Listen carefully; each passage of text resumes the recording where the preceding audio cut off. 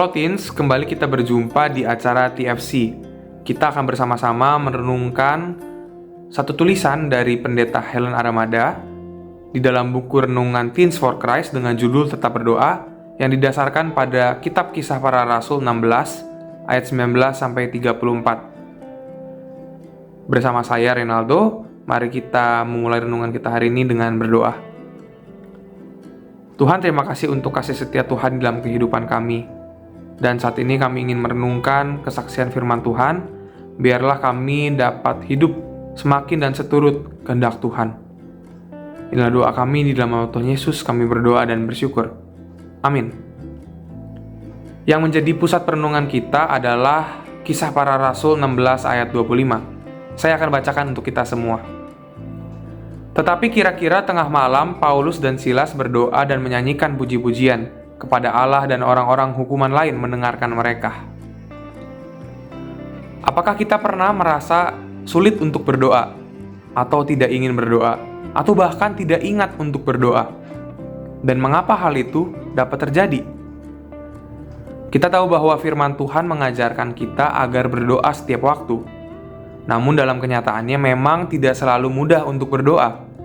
Kadang kelelahan, kesibukan, kekecewaan, atau rasa kosong di dalam hati membuat kita tidak ingin berdoa. Bahkan kadang keberhasilan pun membuat kita merasa tidak perlu untuk berdoa. Tahukah kita bahwa ayat yang berbunyi "tetaplah berdoa" itu ada tulisan Paulus kepada jemaat di Tesalonika dalam surat 1 Tesalonika 5 ayat 17. Pertanyaannya, bagaimana dengan kehidupan Paulus sendiri? Saat ia menasihati orang lain untuk berdoa, apakah ia melakukannya? Ternyata Paulus tidak hanya menulis perintah itu untuk orang lain, tetapi untuk dirinya sendiri, ia juga melakukannya. Teks Alkitab yang kita baca hari ini menjelaskan betapa berat keadaan yang sedang Paulus hadapi bersama dengan Silas. Ia dipenjara bukan karena berbuat kesalahan, melainkan karena ketidaksukaan orang lain atas tindakan mereka yang lakukan. Sebelum dibawa ke dalam penjara, mereka didera atau disiksa sampai berkali-kali.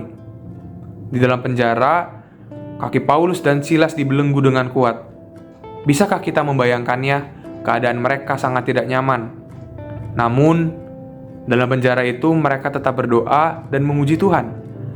Lalu Tuhan melepaskan mereka. Peristiwa ini membuat banyak orang melihat kuasa Tuhan.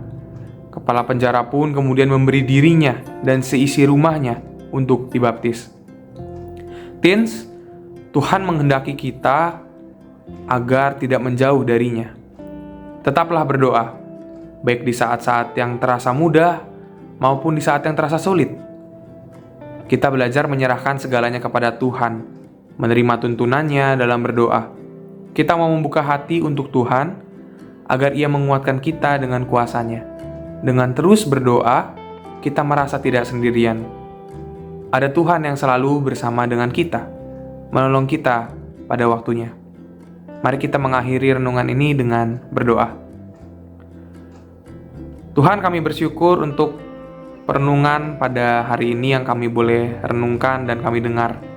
Kami ingin terus berdoa, bagaimanapun itu kondisinya, baik susah, baik senang. Kami ingin agar diri kami mengingat Tuhan selalu bahwa kehidupan kami juga di tangan Tuhan. Oleh karena itu, bimbing kami dalam kehidupan kami seterusnya Tuhan. Di dalam nama Tuhan Yesus kami berdoa dan bersyukur. Amin. Demikian renungan kita hari ini. Jangan lupa untuk subscribe, like, dan bagikan kepada yang lain. Tuhan memberkati kita semua.